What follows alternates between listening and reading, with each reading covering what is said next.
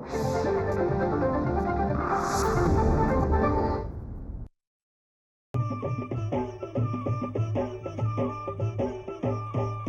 काळी आई धनधान्य देई, ही काळी आई धनधान्य देई. जोडते मनाची नाती आमची माती, आमची माणसं, आमची माती, आमची माणसं, आमची माती, आमची माणसं, आमची माती, आमची माणसं, आमची माती, आमची माणसं.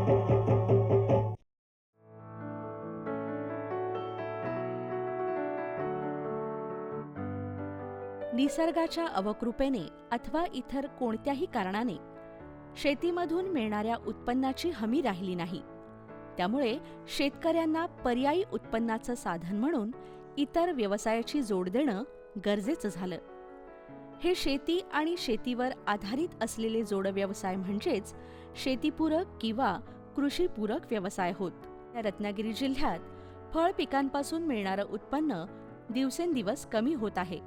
त्यामुळे उत्पन्नाचा दुसरा स्रोत म्हणून शेतकऱ्यांनी कृषीपूरक व्यवसायाकडे वळायला हवं, असं रत्नागिरी कृषी विज्ञान केंद्राच्या पीक संरक्षण विभागाचे विषय विशेषज्ञ डॉक्टर सुदेश कुमार चव्हाण म्हणतात. नमस्कार, माझं नाव डॉक्टर सुदेश कुमार चव्हाण. मी कृषी विज्ञान केंद्र रत्नागिरी येथे पीक संरक्षण या विषयात विषय तज्ज्ञ म्हणून काम करत आहे. आपल्याला माहिती आहे की रत्नागिरी जिल्हा हा फलोत्पादन जिल्हा म्हणून ओळखला जातो आणि या जिल्ह्यामध्ये आंबा आणि काजू हे मुख्य पीक शेतकऱ्यांना चांगला उत्पादन हे याआधी देत होते. परंतु आता बदलत्या हवामानाचा होणारा परिणाम आणि आंबा आणि काजूवर पडणाऱ्या वेगवेगळ्या किडी आणि रोगांचा प्रादुर्भाव यामुळे शेतकऱ्यांना बऱ्याच वेळेला मोठ्या आर्थिक नुकसानीला सामोरं जावं लागत आहे. कारण का मोठ्या प्रमाणात ह्या पिकांच्या उत्पादनात घट होत आहे आणि त्यामुळे बऱ्याच वेळेला इथे अशी ओरड होते की आता शेती ही परवडत नाही आहे किंवा ही तोट्याकडे चाललेली आहे. परंतु ह्या शेतीला जर आपण अन्य शेतीपूरक व्यवसायांची जोड दिली तर भविष्यात नक्कीच शेतकऱ्यांना त्याच्यापासून एक चांगला फायदा होऊ शकतो आणि चांगलं उत्पादन, हमखास उत्पादन आपण जे म्हणतो ते आपल्याला ह्या शेतीपूरक व्यवसायातून मिळू शकतो. ह्याचाच एक हे म्हणून कृषी विज्ञान केंद्रामार्फत एक शेतकरी शास्त्रज्ञ मंचाची पण स्थापना करण्यात आली होती आणि ह्या मंचाचे जे सदस्य आहेत त्यांना शेतकरी कृषी विज्ञान केंद्रामार्फत वेळोवेळी मार्गदर्शन करून वेगवेगळे शेतीपूरक व्यवसाय आणि शेती यामधलं आवश्यक मार्गदर्शन कृषी विज्ञान केंद्रामार्फत दिलं जातं. या कृषीपूरक व्यवसायाचं मार्गदर्शन शेतकऱ्यांना शेतकरी शास्त्रज्ञ मंचाकडून होतं. कारण कृषी तंत्रज्ञान हे शेतकरी आणि शास्त्रज्ञ यांच्या योग्य समन्वयातून प्रसारित केलं तर त्याचं अवलंबन शेतकरी स्तरावर मोठ्या प्रमाणावर होऊन कृषी विकासाला चालना मिळते आणि साहजिकच उत्पादन वाढीला. आणि म्हणून या शेतकरी शास्त्रज्ञ मंचाचे सदस्य असलेले स्वानंद शेट्टे यांनी कृषी विज्ञान केंद्रामार्फत मार्गदर्शन घेऊन कृषीपूरक व्यवसाय करण्यावर भर दिला, असं डॉक्टर चव्हाण म्हणतात. कृषी विज्ञान केंद्र लांजामार्फत 2008 साली शेतकरी शास्त्रज्ञ मंचाची स्थापना करण्यात आली होती आणि ह्या मंचामध्ये जवळजवळ 30 ते 40 शेतकरी या मंचाचे सदस्य आहेत. ह्या सदस्यांना कृषी विज्ञान केंद्रामार्फत कृषी विज्ञान केंद्रात जे तज्ज्ञ आहेत त्यांच्यामार्फत वेळोवेळी शेतीविषय आणि शेतीपूरक व्यवसाय यांचं मार्गदर्शन आणि प्रशिक्षण हे दिलं जातं की ज्या अनुषंगाने शेतकरी फक्त शेतीवर अवलंबून न राहता अन्य शेतीपूरक व्यवसायांकडे वळणं गरजेचं आहे हा उद्देश ठेवून या गोष्टी केल्या जातात. ह्याच मंचाचे एक सदस्य स्वानंद शेट्टे वाकेड ह्या गावचे तालुका लांजा यांनी एक उत्तम असा शेतीपूरक व्यवसायामध्ये चांगलं काम करून शेतीपूरक व्यवसाय चालू करून एक समृद्धीकडे कसं आपल्याला जाता येईल याचं एक उदाहरण दिलेलं आहे. केवळ एकाच प्रकारची शेती ही बिनभरवशाची होऊ शकते. शेतकऱ्याला आपल्या शेती व्यवसायातून स्वावलंबी व्हायचं असेल तर विविध पीक पद्धतीचा अवलंब करायला हवा. त्यानुसार शेट्टे यांनी वडिलोपार्जित आंबा फळ बागेला इतर पिकांची जोड दिली. काजू बी प्रक्रिया उद्योग, रोपवाटिका, कुक्कुटपालन असे अनेक कृषीपूरक व्यवसाय ते करतात. त्यातून चांगलं आर्थिक उत्पन्न त्यांना मिळत आहे. स्वानंद शेट्टे यांची सुरुवातीला वडिलोपार्जित आंब्याची झाडं होती, परंतु आंबा हे जे पीक आहे हे बऱ्याच वेळेला बदलत्या हवामानाला बळी पडतं आणि त्याच्यामध्ये मोठं शेतकऱ्यांना नुकसानीला जावं लागतं. ह्यासाठी स्वानंद शेट्टे यांनी स्वतःहून काजू झाडांची जवळजवळ 1,500 काजू झाडांची लागवड त्यांच्या जागेमध्ये केली. ह्यालाच एक शेतीपूरक व्यवसाय म्हणून अजून त्यांनी रोपवाटिका, आंबा, काजू, नारळ ह्या झाडांची रोपवाटिकासुद्धा इथे त्यांच्या घराच्या इथे सुरू केलेली आहे. आणि कृषी विज्ञान केंद्राच्या मार्गदर्शनाखाली त्यांनी ह्या रोपवाटिकेसाठी कृषी विभागाकडून, महाराष्ट्र शासन कृषी विभागामार्फत परवानासुद्धा उपलब्ध करून देण्यासाठी कृषी विज्ञान केंद्राचं त्यांना मोलाचं मार्गदर्शन मिळालेलं आहे. श्री स्वानंद शेट्टे यांनी शेतीपूरक व्यवसायात कुक्कुटपालन आणि डेअरी ह्याच्यामध्ये सुद्धा एक चांगलं काम ते करत आहेत.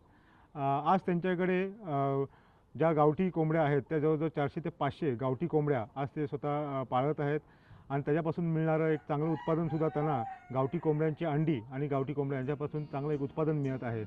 स्वानंद शेट्टे म्हणतात, अंडी आणि कोंबडीच्या मांसाला असलेली ग्राहकांची वाढती मागणी लक्षात घेता आपण बागायती शेतीला कुक्कुटपालनाची जोड दिलेली आहे. हा व्यवसाय कमी जागेत कमी भांडवलात करता येतो. माझं नाव स्वानंद विजय शेट्टे, मुक्काम पोस्ट वाकेड. बागायती शेतीबरोबर त्याला पूरक व्यवसाय म्हणून आम्ही कुक्कुटपालन करतो.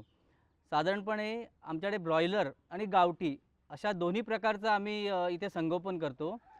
ब्रॉयलरचा जो आमची पोल्ट्री आहे ती दर महिन्याला 5,000ची बॅच असते, पण तो व्यवसाय आम्ही बायबॅक पद्धतीने करतो. तर आज दुर्मिळ होत चाललेली जी प्युअर गावरान गावठी कोंबडी आहे त्याचं आम्ही संगोपन केलं आहे. कारण आज जर मुंबईतला चाकरमानी जर गावाकडे आला किंवा एखाद्याला जर गावठी कोंबडी तर ती सहसा मिळत नाही. तर त्या दृष्टिकोनातून आम्ही विचार करून लोकांना प्युअर गावठी कोंबडी कशी उपलब्ध होईल म्हणून आम्ही त्याचं संगोपन केलं. त्यात कुठलंही क्रॉसब्रीड नाही आहे. असं ते गावरान गावठी असलेले जवळजवळ 400 ते 500 कोंबड्यांचं आम्ही एक युनिट तयार केलं आहे. तर त्यालासुद्धा आम्ही त्याचं व्यवस्थापन अगदी पद्धतशीर असतं. म्हणजे त्याच्यामध्ये वॅक्सिनसुद्धा त्यांना देतो. त्यांचं खाणं म्हणा, त्यांचं पाणीसुद्धा आम्ही स्वच्छ पाणी त्यांना देतो, जेणेकरून ते रोगराईचा प्रादुर्भाव कुठलाही होऊ नये आणि लोकांना एक चांगलं सुदृढ पक्षी खायला मिळावा ह्या दृष्टिकोनातून आम्ही त्याकडे लक्ष देतो. गावठी कोंबड्यांबरोबर आम्ही त्यांची अंड्याचीही विक्री करतो. साधारणपणे इथून आमचं आम्ही अंडी विकतो 10 रुपये अंडे ह्याप्रमाणे ते विकलं जातं. तर गावठी कोंबडा हा 500 रुपये आणि त्यातली कोंबडी असेल, तलंग असेल तर ती 300 रुपयाने आम्ही त्याची विक्री करतो. महिन्याला साधारणपणे 40-50 कोंबड्यांची सहज विक्री होते. आपला देश हा कृषीप्रधान देश म्हणून ओळखला जातो. शेती हा आपला मुख्य व्यवसाय. पण अनेक जण शेती सोडून नोकरीला प्राधान्य देत आहेत.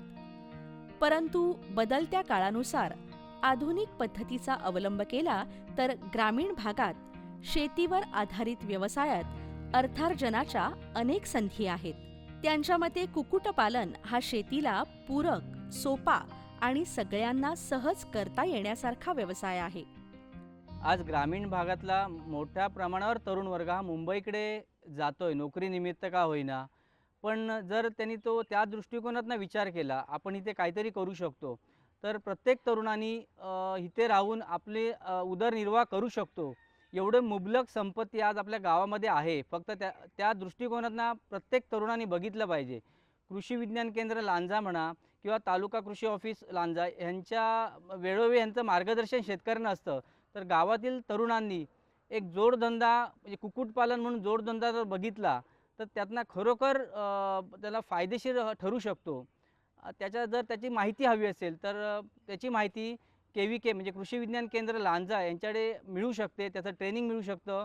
त्याचे औषधांचे जे काय त्यांचे शेड्यूल असतं ते कळू शकेल, जेणेकरून एक चांगला कृषीपूरक व्यवसाय म्हणून कुक्कुटपालन ग्रामीण भागातला तरुण करू शकतो. स्वानंद शेट्टे यांचा हा पोल्ट्री फार्म आहे. त्याचं योग्य व्यवस्थापन त्यांनी केलेलं आहे. शिवाय आंबा आणि काजूची लागवडही केलेली आहे. बाजूलाच रोपवाटिकाही आहे. रोपवाटिका करण्यामागचा आपला उद्देश म्हणजे शेतकऱ्यांना जातिवंत रोपं हवी तेव्हा मिळावीत. अलीकडे फळबाग आणि फूल शेती याखालील क्षेत्र वाढत आहे, त्यामुळे रोपांना चांगली मागणी असते असं ते म्हणतात. माझे BScचं ग्रॅज्युएशन पूर्ण झाल्यानंतर मी जॉब जॉईन केला. मेडिकल रिप्रेझेंटेटिव्ह म्हणून साधारणपणे मी 4 वर्ष जॉब केला. पण वडिलोपार्जित आंब्याची लागवड होती त्याच्या आणि जमीन होती, त्याच्यामुळे मला ओढ इतकी होती की आपण स्वतःचं काहीतरी करावं. त्या दृष्टिकोनातनं मी एक जॉब सोडून एक रिस्क घेतली जॉब सोडण्याची आणि जॉब सोडला. इकडे आल्यानंतर एक छोटं काजू प्रोसेसिंग युनिट सुरू केलं.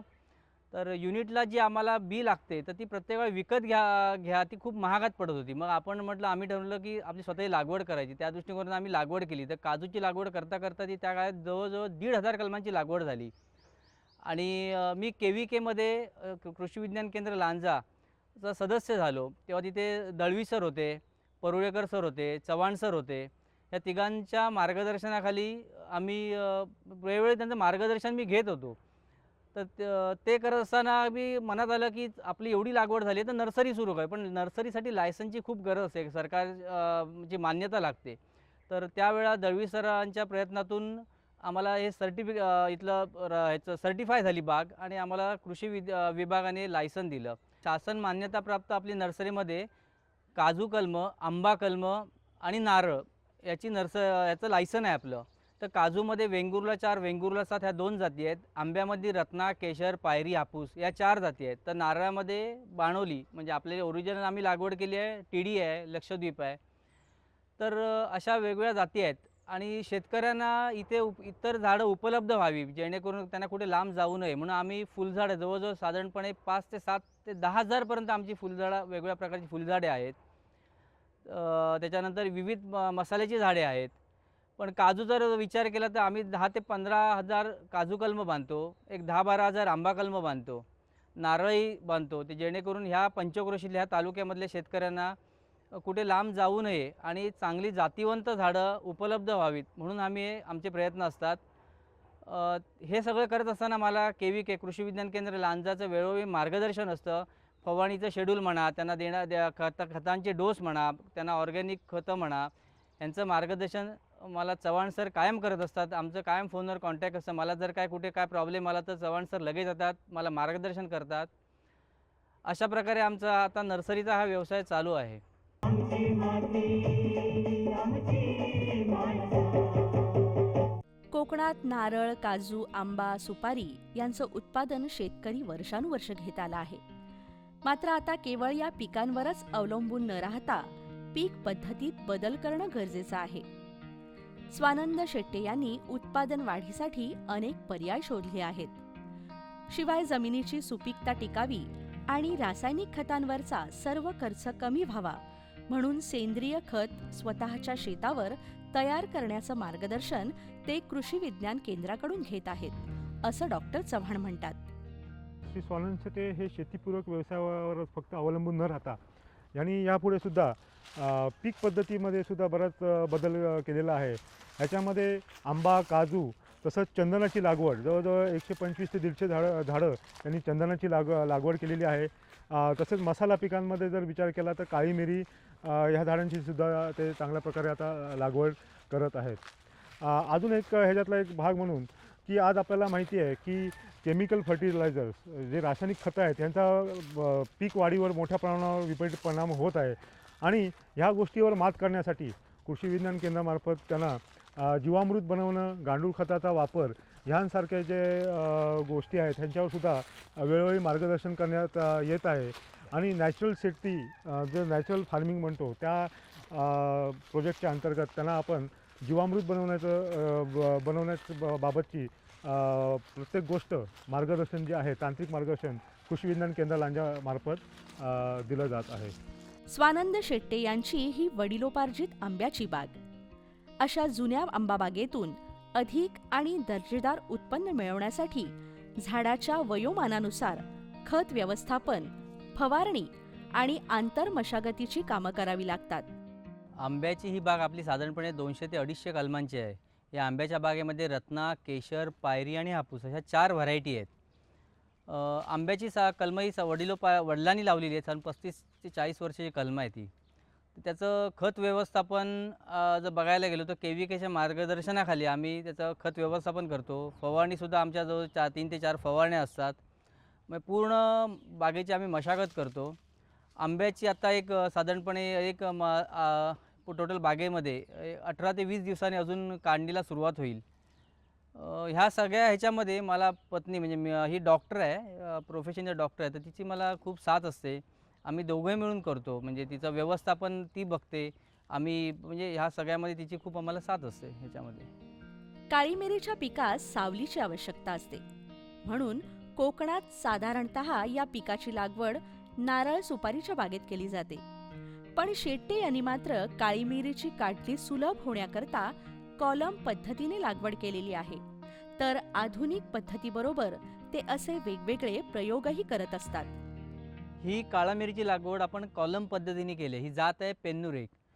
तर जर तसं बघायला हे साधारण 25 कॉलम आहेत. 25 कॉलम केले आहेत. प्रत्येक कॉलमला आपण 4 वेल लावले आहेत.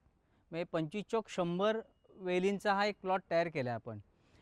पूर्वापर आपण झाडावर ज्या वेली सोडत होते तर ते काढताना खूप प्रॉब्लेम यायचा. तर आम्ही एक नवीन पद्धतीने म्हटलं चला आपण या कॉलम पद्धतीने करूया आणि कॉलम तयार करून त्यावर काळा मिरी सोडले आहेत. काळा मिरी सहज इझी आपण धरल्यानंतर काढू शकतो, हा मेन उद्देश आहे याचा. म्हणून आपण कॉलम तयार केले आहेत. आता हे दुसरं वर्ष आहे. आता या पुढच्या वर्षीपासून याचं आपल्याला उत्पन्न सुरू होईल. तर काळा मिरी हे आपल्याकडे काळं सोनं म्हणून म्हटलं जातं. तर त्या दृष्टिकोनातून आपल्या प्लॉटमध्ये ह्या काळा मिरीची आपण लागवड केली आहे आणि जेणेकरून आपल्याला ह्याचं उत्पन्न खालच्या घेता येईल किंवा काढणीसुद्धा ह्याची इझिली करता येईल. म्हणजे कोणी याचं काळा मिरी सहज तोडू शकतो अशा पद्धतीसाठी आपण हे कॉलम पद्धत केलेली आहे. काजू हे कोकणातलं महत्त्वाचं फळपीक. काजू बी आणि काजू बोंड ही या पिकातील 2 महत्त्वाची उत्पादनं. काजूचं चांगलं उत्पादन मिळावं आणि कीड रोगांचा प्रादुर्भाव पिकावर होऊ नये म्हणून आपण कृषी विज्ञान केंद्राने केलेल्या शिफारशीनुसारच खत व्यवस्थापन आणि फवारणी करतो असं शेट्टे म्हणतात. काजूची ही आपली बाग आहे, ही 1,500 कलमांची बाग आहे. याच्यामध्ये वेंगुर्ला 4 आणि वेंगुर्ला 7 या 2 व्हरायटी आहेत. तर ह्याचं जर हार्वेस्टिंग आता पूर्ण झालं आहे, म्हणजे आमचं पीक एक पहिला उपरा म्हणतात तो संपला आहे आणि दुसरा उपऱ्यासाठी आता काही ठिकाणी तुम्हाला आता मोहर दिसेल, तर दुसरा उपरा म्हणतात तो आता सुरुवात झाला यायला. त्यामुळे जे भरलेला काजू होता तो आता पीक येऊन गेलेला आहे. सुरुवातीपासून जर याचा आपण विचार केला तर ह्याचं खत आणि फवारणी म्हणजे खताचं आम्ही जून, जुलै, ऑगस्ट हे 3 महिने आम्हाला पूर्ण बागेला खतं द्यावेला पिरियड लागतो तो. याच्यामध्ये आम्ही विद्यापीठाच्या KVKच्या शिफारशीनुसार जी खतं दिली आहेत त्याचेच आम्ही उपयोग करतो. त्याच्यानंतर साधारण नोव्हेंबरपासून 3 फवारण्या घेतो आम्ही. नोव्हेंबर, डिसेंबर, जानेवारी अशा 3 फवारण्या करतो. तर त्याही त्यांच्या सल्ल्यानेच करतो आम्ही. इवन नंतर जे फळमाशीचा जो प्रादुर्भाव बागेला आहे त्याचासुद्धा आम्ही ते सापळे लावलेले आहेत, जेणेकरून फळमाशीचा फळाला त्रास होऊ नये म्हणून जागोजागी आम्ही सापळे लावले आहेत फळमाशीचे. पूर्ण व्यवस्थित त्याचं संवर्धन किंवा म्हणतात निगा राखण्याचा आम्ही वेळोवेळी प्रयत्न करतो. आल्यानंतर बीचं जे याचं मार्केटिंग आहे, काजू बी साधारणपणे आमच्या 1,500 कलमांमध्ये चांगलं उत्पन्न मिळतं. ह्याचं मार्केटिंग आम्ही लोकल प्रोसेसर्स आहेत किंवा एखादा बाहेरचा जर चांगला प्रोसेसर आहे त्यालाच आम्ही ते बी देतो. याच्यामध्ये आम्हाला कलमांचं उत्पन्न येतं. अशा प्रकारचे आता आमचं एक चाललं आहे की जो बोंडू फुकट जातो तर त्याचं आपण काय करू शकतो ह्याच दृष्टिकोनात ते एक आमचं चाललं आहे, जेणेकरून बोंडाचं जाणारं वेस्टेज, कारण जवळजवळ 80% जो वजन बघितलं तर 80% वजन हे बोंडाचं असतं, 20% वजन हे बीचं असतं. 80% आपण वेस्ट होतं. कोकणामध्ये हा प्रॉब्लेम झाला आहे की बोंडू पूर्णपणे वेस्टेज होतं. तर त्याचं आपण काय करू शकतो का या दृष्टिकोनातून आमची चव्हाण सरांशी चर्चा असते. सध्याच्या ह्याच्यामध्ये जी आपली आता बाग आहे म्हणजे बागायती शेती आहे किंवा नर्सरीचा आपला व्यवसाय, त्या सगळ्यांसाठी आपल्याला सेंद्रिय खताची खूप जास्त आवश्यकता असते. तर त्याच्यासाठी आम्ही खास मुद्दाम प्युअर गावठी गाई पाळल्या आहेत. म्हणजे आम्हाला असं जर्सी नाही की कुठे प्युअर गावरान गावठी ज्या गाई लोकल व्हरायटी आहेत त्याच आमच्याकडे गाई 20 एक गाई आम्ही पाळल्या आहेत. त्याचा दुधाचा उपयोग आम्हाला घरगुती होतो आणि शेणापासून आम्ही बायोगॅस तयार करतो. आमच्या घराच्या म्हणजे सिलेंडरबरोबर हा बायोगॅसचा पण आम्ही घरी वापर करतो आणि त्या बायोगॅसमधला जी स्लरी बाहेर पडते, त्या शेणाची स्लरी येते, त्याच्यामध्ये मॅक्झिमम नायट्रोजन असतो आणि त्याच्यामुळे त्याच्या खतासाठी खूप चांगला उपयोग होतो आणि त्याचा आम्ही बागेला म्हणा किंवा नर्सरीला म्हणा त्या शेणखताचा वापर करतो. आम्ही आता क्रॅप फार्मिंगचा पण मध्ये आमच्या एक खड्डा म्हणजे टँक तयार केला आहे. जवळजवळ 300 स्क्वेअर फीटचा टँक आहे, तोही तयार केला आहे. अजून मशरूमचं आम्हाला एक युनिट तयार करायचं आहे. गोट फार्मिंगचं प्लॅनिंग आहे. म्हणजे आपल्या बागेमध्ये आम्हाला परिपूर्ण असं एक युनिट तयार करायचं आहे. हे कशासाठी? तर आमचा इन फ्युचर 2 वर्षामध्ये आम्हाला ॲग्रो टुरिझम करायचं आहे. म्हणजे जे मुंबईचे लोकांना आज शेती म्हणजे काय किंवा बागायत म्हणजे काय किंवा ग्रामीण जीवन कसं असतं, ग्रामीण जीवनशैली कशी असते, ही आम्हाला आमच्या ॲग्रो टुरिझममध्ये दाखवायची आहे किंवा तिथे त्यांचं वास्तव्य त्यांना केल्यामुळे ह्या सगळ्या गोष्टी ते बघू शकतात. ह्या वर्षी आम्ही जो गावठी लाल तांदूळ आहे, जी दुर्मिळ जात आहे, त्याचं पण आम्ही लागवड केली. गावठी भात खूप चांगल्या प्रकारे आम्ही काढला होता, त्याचं उत्पन्न घेतलं होतं. पूर्ण लाल भडक आयव्हरी रेड असा रंगाचा गावठी तांदूळ जो नामशेष होत चाललेली जात आहे, तिचंही आम्ही ह्या वर्षी लागवड करून उत्पन्न घेतलं. आमची माती आमची माणसं. शेट्टे यांच्या मते शेतीला आधुनिकतेची जोड दिली, नव्याची कास धरली आणि पूरक व्यवसाय करण्यावर भर दिला तर शेती नक्कीच आपल्याला उत्तम अर्थार्जन मिळवून देणारी होते. आपण जे मुंबई किंवा शहराकडे निघालो हे न जाता इथल्या इथेच आपण आपली उपजीविका करू शकतो किंवा आपण आपलं इथे अर्थार्जन करू शकतो. तर सगळ्यांनी एक असं गावामध्ये तयार केलं राहिलं पाहिजे की आपण स्वतः शेती केली पाहिजे. का बागायती शेती म्हणा किंवा इतर तुम्ही कुठल्याही प्रकारची शेती किंवा त्याच्या पूरक असणारे व्यवसाय म्हणा, कुक्कुटपालन, दुग्ध व्यवसाय आहेत, गोट फार्मिंग आहे, मशरूम शेती आहे. तर ह्याच्यामध्ये सुद्धा खूप प्रॉफिट आहे. कृषी विज्ञान केंद्र लांजा यांचं वेळोवेळी मार्गदर्शन आहे. कृषी विभाग लांजा आहे. तर सर्व तरुणांना मी अशी विनंती करतो की तुम्ही त्यांच्याकडे जा. त्यांचं उलट चव्हाण सरांसारखे सर आहेत तिथे जे तत्पर असतात. आपण फक्त त्यांना विचारायची खोटी असते, सर काय करायचं किंवा कुठला प्रॉब्लेम आला, तसं स्वतः ते जातीनिशी हजर राहून ते तरुणांना मार्गदर्शन करतात. माझी सर्व तरुणांना नम्र विनंती आहे की तुम्ही सगळ्यांनी या, एकत्र या, सामूहिक शेती करा, पण गावातच तुम्ही थांबा.